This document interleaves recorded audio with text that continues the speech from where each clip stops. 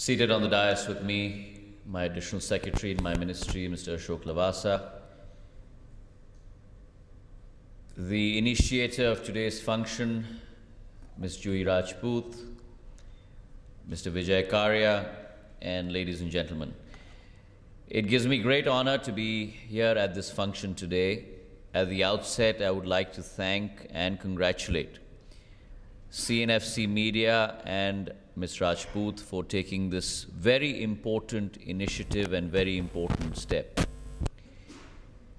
The role of the media in today's world and today's environment has dramatically changed.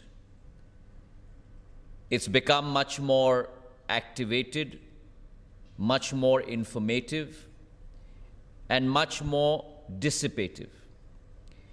And if you look at the reach of the media today, electronic specifically, 15.5 crore households multiplied roughly by 4, you're talking about 62 crore people out of 120 crore in this country. And therefore, the role of the media has become even more important.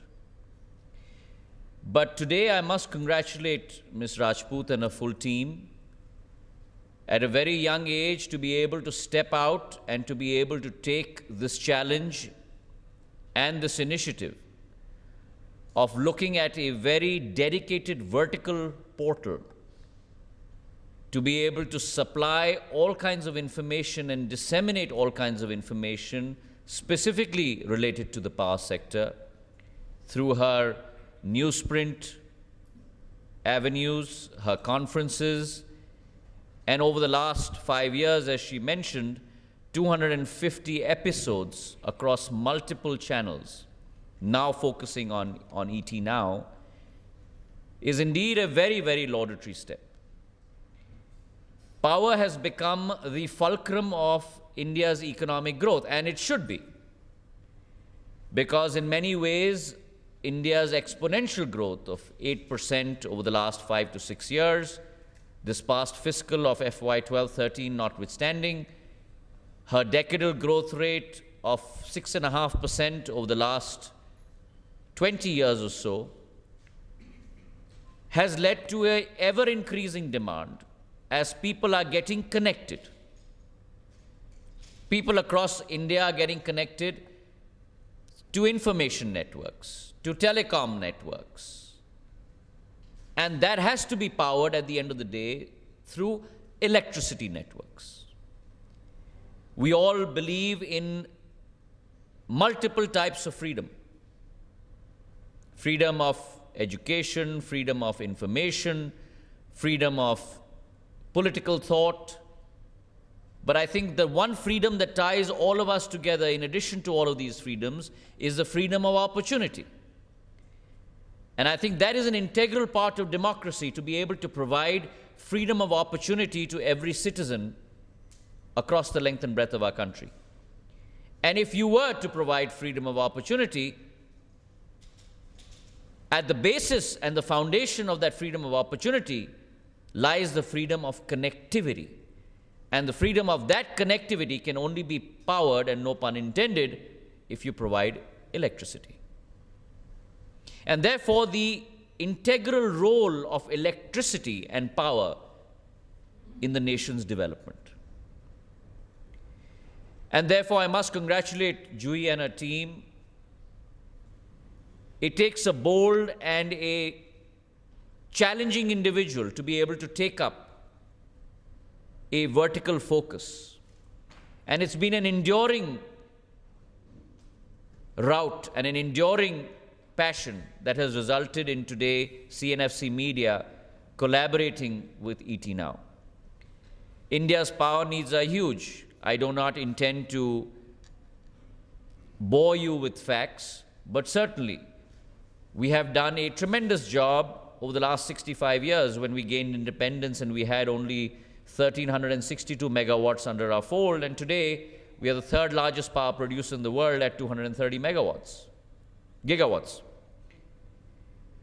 With those 230 gigs also comes a responsibility of continuing to satisfy increasing demand and at the same time behaving like a responsible international citizen.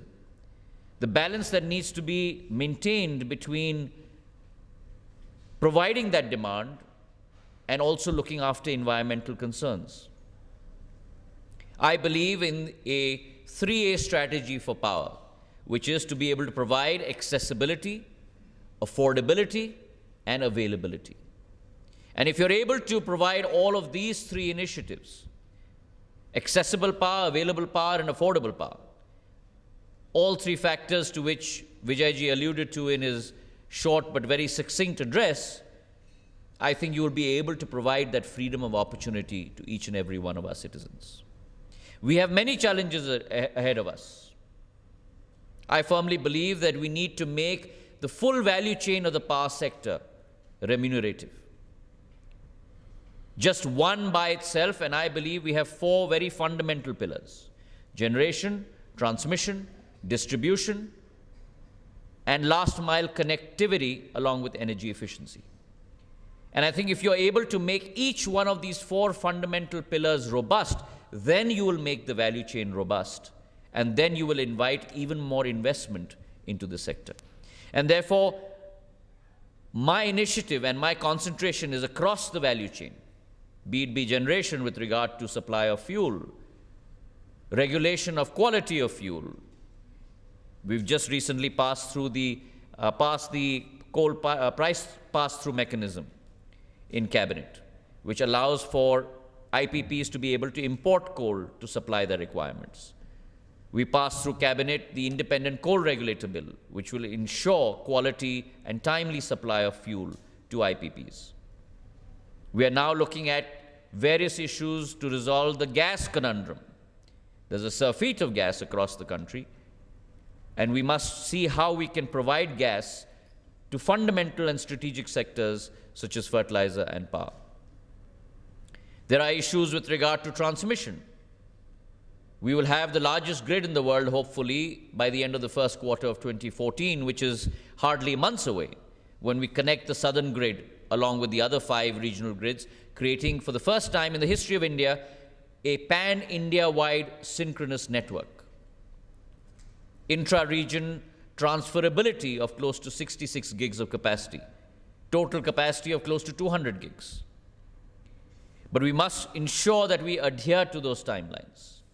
There are issues with regard to distribution. We have very ambitious plans, whether it be the Rajiv Gandhi Gramin Vidyutikaran Yojana, which has performed exceedingly well.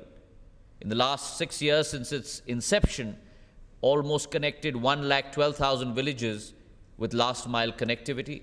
The RAP-DRP program, which is using a huge amount of IT through SCADA and other networks to provide last mile visibility, as you have in your mobile phones, for electricity connections. And along with that, reforming the financial status of the DISCOMs. The ambitious financial restructuring package that we've just heralded, close to about $30 billion, looking across 9 or 10 states, rescheduling their short-term liabilities. And along with that, the fourth pillar that I talked about of energy efficiency. To me, power saved is power generated. And the very fact that in the 11th plan, we've been able to save close to about 11 gigs, we put together an ambitious program to be able to save close to about 12 gigs of power in the 12th plan as a target. So there is a conundrum and a whole portfolio of initiatives that we are looking at within the Power Ministry. It is our imperative to be able to resolve these issues, make the power sector a fundamental bulwark of the Indian economy going forward, and I, as Power Minister, am extremely committed to that. I would like to take this opportunity to once again congratulate Jui and her team. I wish this program all success. I also believe that it's an important program and an important initiative to be able to disseminate information and educate our masses in terms of the various innovations and initiatives that are being undertaken both by the private sector and public sector to behoove and improve the power situation across the country. So once again, my congratulations and all the very best. Thank you very much for having me.